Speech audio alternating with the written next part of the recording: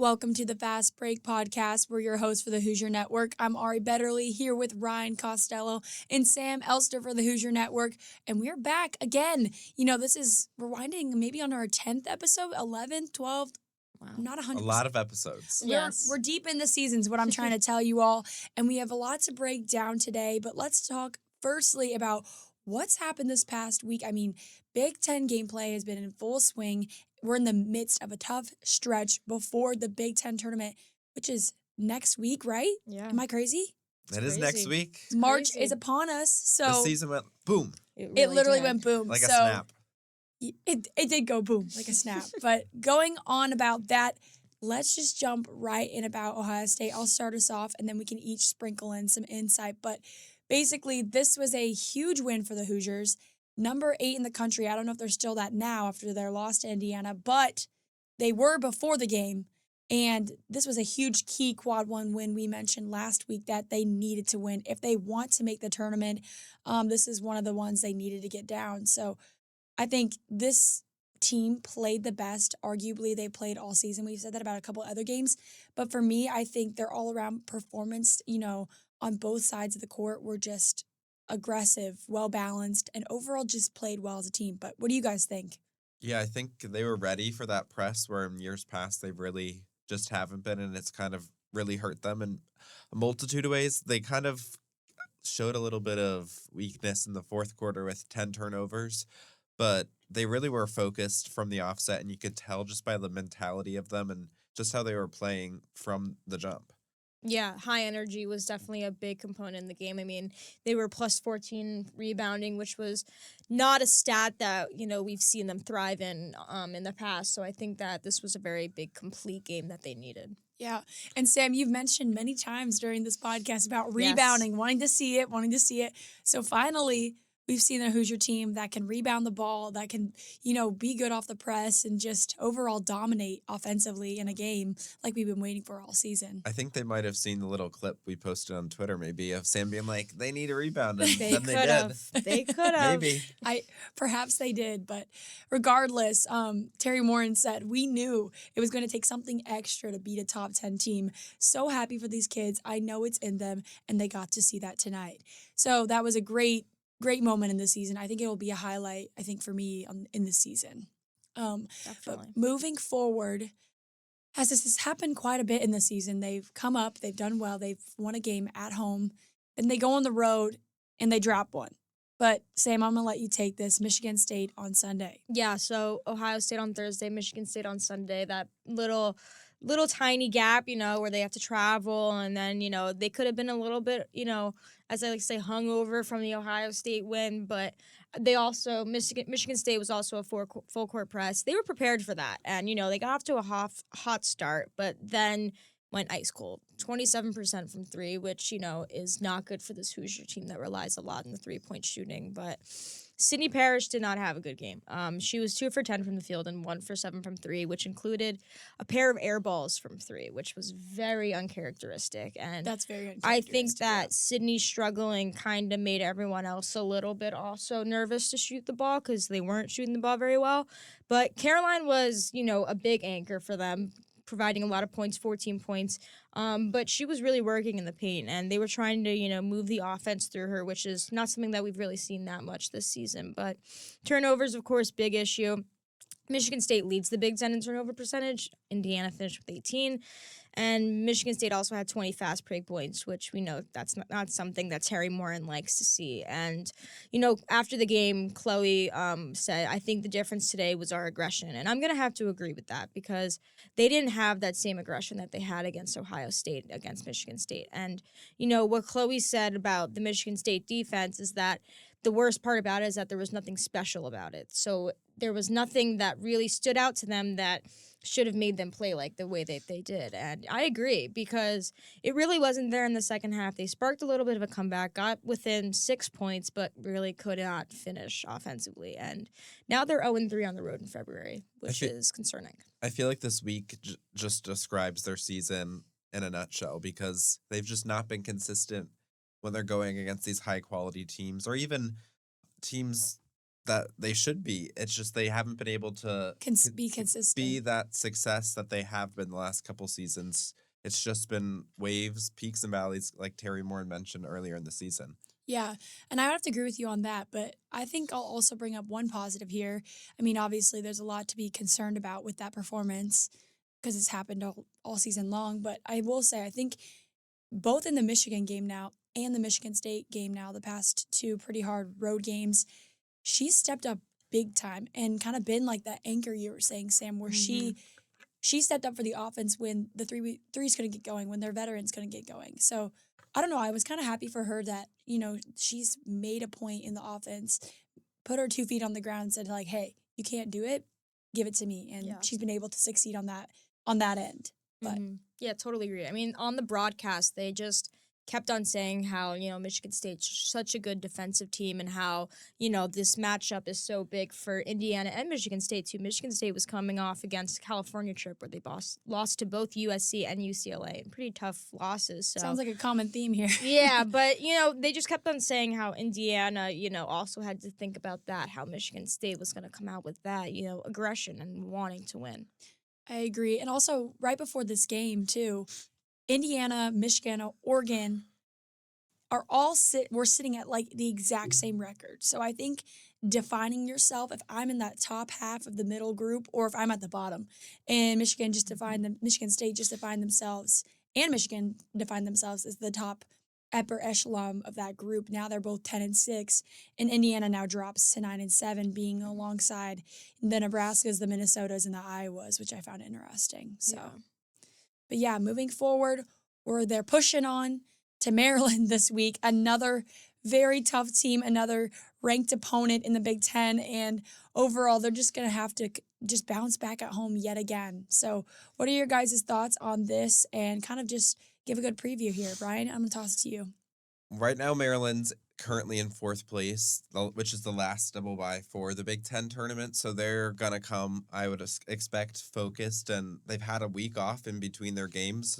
So they really know what they need to do and how they need to come out at Indiana. And 2 of the people to really watch out for Maryland is Kaylee Smickle and Cheyenne Sellers. They're their 2 players that are the focal point of their team. Michael averages over 17 points. Sellers averages 13.9 points. And also another person to watch out for is Sailor Poffenbarger, who averages 8 rebounds, and she's only a guard. So that just shows you, like Terry Morin said before, rebounding is just a mentality and who wants it more. And she's obviously one of those people that wants it more. And Maryland, as a team, is a really good rebounding team, which is something that can cause some thoughts about Indiana, but maybe if they go like they did against Ohio State, they could have a chance with that kind of aspect of the game. Good job of saying those last names, by the way. Poffenbarger. They had on their website announcers, and I wrote it down. I was like, I want to make sure I say it right. Love it. Love that. But yeah, I mean, I think this is totally a winnable game. I mean, this team has lost 20-point loss to Nebraska at home. Another loss against Illinois at home. I mean, I know Indiana also lost to Illinois, but, Maryland has a tough schedule after Indiana. They're playing Ohio State at home. So, Maryland's going to need to win this game if they really want the double bye, but totally a winnable game, especially on home court. They've shown that they're more human after starting 14-0 on the season. They've went 7-6 since. So I think if Indiana comes out like they did against Ohio State, they definitely, like you said, have a chance. I agree. And I also think because it's going to be senior night, Chloe Moore McNeil, Sydney Parrish, Caroline Stripley, even though she hasn't been there, but it's their last game on this floor, maybe, assumingly, that they're going to go out with a bang. I don't think they're going to go down without a fight. I mean, I think the Purdue game, you kind of saw that fight. Like, this is going to be my last time ever playing Purdue. I think it's going to be very similar. Like, this is my last time potentially ever playing on Assembly Hall's court, and they don't want to go out with a loss. Do you think Chloe Moore McNeil, out of anybody, wants to go off with a loss like a Grace Berger? And I think Terry even said that in a press conference. Like, I think Chloe felt really bad about how Grace Berger went out with that Miami game a couple years ago. And I think the girls around her are really wanting her to finish off that season with, at least a win and confidence being like, hey, we had a rough season, but we ended it beating some ranked opponents on our home court. We beat Ohio State. We beat Maryland. So Yeah, coming off of the Michigan State game when she was asked about, the upcoming, senior night at Assembly Hall, she said, understanding and realizing this is our last go around Assembly Hall, so not to add any pressure to us, but understand it's Assembly. We protect our house and we just came off a loss, so we should play pissed off. While she didn't say she was exactly pissed off right after the Michigan State game, I'm sure she is still pissed off now. So hopefully they bring a little bit of that into Thursday night's game. I think Chloe Moore McNeil plays the best when she's pissed off. Yeah, and I she's agree. like focused on something. She's one of those people you don't want to like mess with when she's in that focus, in that mindset. And with Sydney not having a great game against Michigan State and this probably being her last game in Assembly Hall, I think they're both as gonna play more captains pissed off. Yeah. focused, and the whole team's going to be ready from the offset. I also Yeah. think when Chloe Moore McNeil is playing her best defense, normally when she's pissed off, she's super hard to, get around. And we've seen that with who she's been matched up against with in all these, quad one games. She's been guarding the harder opponents, Yeah. on both ends of the floor. So I find it interesting who they're going to match her up with on Maryland's squad. But yeah, any other thoughts before we keep pushing on? I mean, hopefully Sydney and Chloe both play angry. Yeah. Maybe that'll bring a little spark. Some spark on this Hoosier team. But Yeah. yeah, moving forward, a game they hopefully will dominate in again. Their last game of the regular season before we move into the Big Ten tournament and the actual tournament if they make it. So Purdue, I don't think this game really, quite honestly, means anything. I think it's But just you can't lose it. right. Yeah. If You they can't lose lose it, it.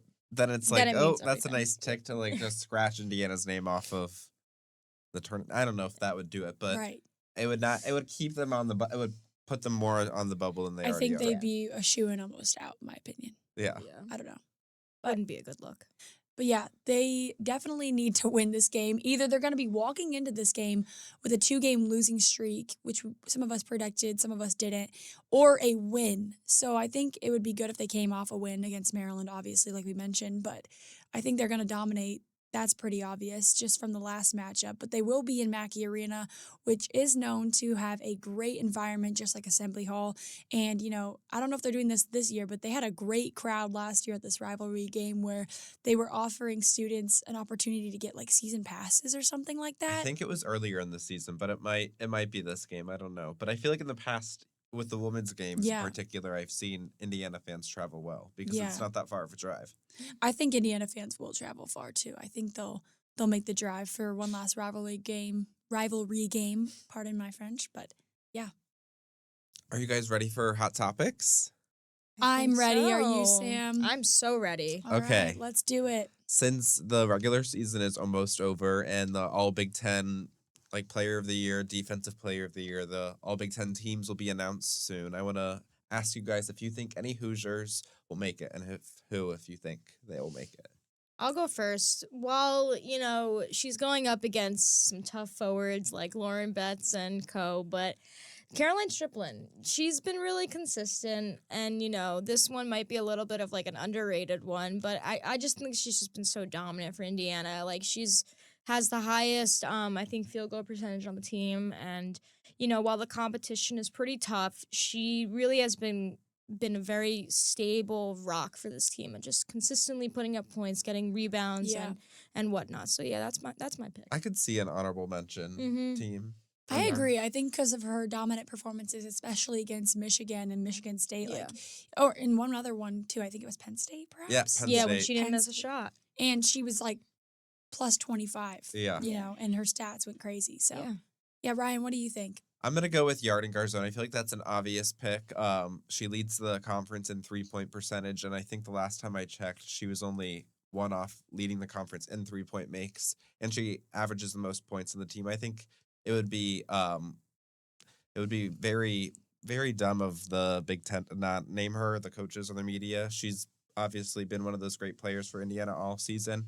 And then I think maybe Chloe Moore McNeil for all Big Ten defensive team because she always does a good job shutting down the other team's best player. Yeah, I would have to agree with you on both of those. I think those are the two obvious picks in my opinion as well. I think especially Chloe Moore McNeil, you maybe not the offensive end, but her in those other statistics you might not look at first. She's always up there and she's always guarding, like the hard opponents that I mentioned. So I'd like to see her, at least on the defensive end for all Big Ten. But My pick is Sydney Parrish. Although she did not play well this past weekend, I would say the past 6 to 10 games, she's been pretty consistent for the Hoosiers. Mhm. Even when Yarden Garzone hasn't been, she's been pretty consistent from the 3-point line. I don't know if she'll go second team or anything like that. Maybe honorable mention. Yeah, Yeah. honorable mention, I think, could be in her future, just being a staple in this Hoosier team. And also, I just think in the Big Ten, she's kind of like a player that's been there for so long, experienced the Big Ten conference title, experienced the Sweet 16, all the different things. I mean, although her and Chloe Moore McNeil and Yarden Garzone aren't on a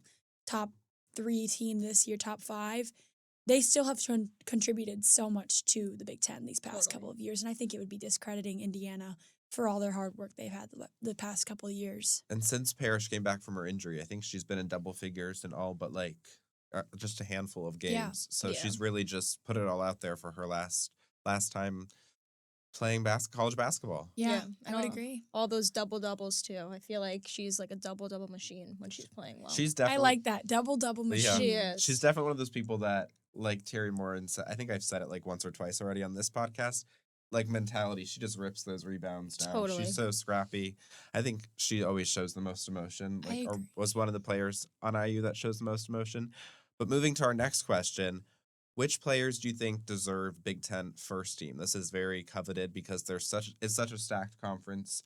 Sam, I'll go to you first. Yeah, so obviously the 3 that I think we're all going to be saying are Juju Watkins, Lauren Betts, and Kiki Irafin. But my 2 that I'm then going to add in is Lucy Olson and Kayleen Smickle. Kaylee Smickle. Yeah. Kaylee Smickle. So Olsen, obviously, Iowa's in a little bit of rebuild since, Kate Martin and, of course, Caitlin Clark left. But, she's been really consistent and, a big part of the reason why they beat USC that one game and, why they've also been ranked in previous weeks. But then Smickle is also a big part of why Maryland is so good. She's averaging almost 18 points per game. And, those are just 2 guards that have honestly kind of stood out to me. And I feel like they're not obviously on the same level as the other 3, but I think that these are players that have also had a really big impact throughout the conference and, are the reason that there have been some Yeah. upsets. What about you, Ari? I agree. We're all going to say the big 3, but I think that they will all 3 be first team.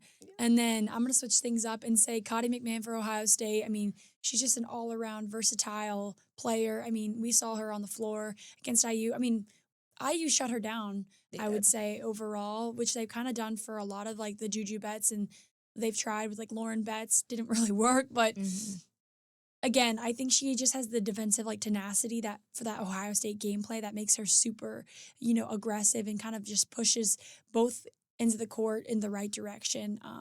I also want to throw into the mix Cheyenne Sellers for Maryland. She's just a leader who just provides that stability and those clutch performances we've seen them play in, and partly why they're 11-5 in my opinion. Just on their backcourt this season. So I'd like to see her on there too. Just have all the success that Maryland's had this year. What about you, Ryan? I'm going to go the same big 3 that we've all been saying, but I'm going to switch up the last 2. I'm going to go with Sarah Williams from Wisconsin. She's the only player in the Big Ten right now averaging over 19 points and 10 rebounds. So I think that's pretty impressive. Even though that their record's not great, her stats are pretty top of the conference. And then the last person that I'm going to go with is Kokomi McMiller. Even when Rutgers didn't play well against Indiana, she still got hers. And I think she's going to be unanimous Big Ten Freshman of the Year. So I don't see how you can give her that award but not give her first team if she's been so dominant. Yeah. It'll be interesting to see if they take in the factor for Sarah Williams and Kylie McMiller of the factor of Team how success. successful the team has been. Even though these 2 players have obviously been so good throughout the season, I wonder if they'll take that factor in. I don't know. I think I'd like to see, I mean, it's always nice seeing teams that, are in that top 5 that are deserving because they're winning. But there are some teams, like you said, they're not doing as well in the conference. Rutgers is almost at the bottom, but they have someone who's consistently scoring major points for them. So it's kind of you can't forget about these dominant people on these teams. Is it because their teams are bad, they're scoring so much and their offense relies on them? Or is it truly they just have this talent? So I feel like if you have the big 3 with Juju, Lauren Betts, and Kiki getting their spots on that, I think then you can kind of open it up for the last two. I think Yeah. it's about 5. It might be more, but Then Yeah. yard and gear zone. maybe. But moving on to our last question. Which team do you think will be the biggest threat in the Big Ten tournament in March Madness? So I'm gonna go and be biased, and I'm gonna go with Indiana. This season has Hey. not been what many had expected or hopes for, but I think that having the home court advantage in Indianapolis is gonna be huge. Terry Morin says, this team plays really well when they've got fans behind them, and like we said before in this podcast, the fans travel. So I think that, we'll see a good amount of Indiana fans in Gainbridge when they play. But, they've competed with the UCLAs, the USCs. They've beaten Iowa. They've beaten Ohio State. They beat Baylor. They beat Stanford. But, I think that those are wins that, we often can forget about with all the losses that they've had. And anything can happen in March. I think that this team is filled with veterans that have been in these situations. Sydney, Chloe, Caroline, Yarden. Yarden, yeah. You can even throw in Shea. Yeah, Shea. I think that this is a team that, possibly could, throw around some upsets. When Terry Morin is watching a team and, she knows what their strong suits are, she can practice that into her team like we saw against Ohio State's four-court press. So, anything can happen. Get You know- hot like NC State men's team last year Yes. when maybe Yes. 9 games in a row. I don't know if it will happen. Probably Mhm. not, but Hey, you never know in Anything March. never know. can What I was happen. gonna say is though, you make a great point. They lost to Michigan by what, 2? Mhm. They lost to UCLA, and USC arguably about the same. Beat Ohio State. We don't know about Maryland. Illinois is a little different, but Yeah. overall, these were close losses. Yes. They're not out of touch. And I Yeah. think, like you said, that's a great point. I mean, the amount of fans in Indianapolis that are going to show up just to come and support, I think could be very helpful. Totally. But I'm going to say something kind of similar. I'm going to go with Illinois. Now, I think that they're going to travel pretty well as well because, Illinois is not too far from Indiana. We made the trip. It's about 4 hours. Not horrible. Yeah. But get a hotel room, watch your team support. They're number 4 in the conference right now. Or 1, 2, 3, 4, 5. Pardon, they're 5th, but they're tied basically with Maryland. And I think that they've had a strong season. They put themselves in a good position against these top teams, and they have a potential dark horse energy, I think, in this tournament. They're a balanced team, and if they play, teams like Indiana where they're confident in winning, I think that they could make it pretty far, just kind of like Nebraska did last year. And I hope to see some resilience in this team while they're at the tournament. Yeah, Kendall Bostic and the Illini, they were very confident the entire team Yeah. or entire game against Indiana. Even when Indiana made their runs against them, it was they always responded, and I never feel like they lost their composure No. at all through that game. But you guys made more dark horse choices. I'm gonna go with the obvious pick because you can't talk about the Big Ten Conference without talking about the 2 best teams in the conference. They've been at the whole season. The regular season title will probably go down till their last game that they play against each other. And that is oh my God. It's so obvious I can't even say it. UCLA and USC. I just would love to see a Juju Watkins, Lauren That's Betts gonna be crazy. battle in the Big Ten championship. I think that would be a lot of fun. But Indiana, I remember our freshman year, Indianapolis hosted it and they had a huge crowd. So I don't know, like you said, the crowd could really help them.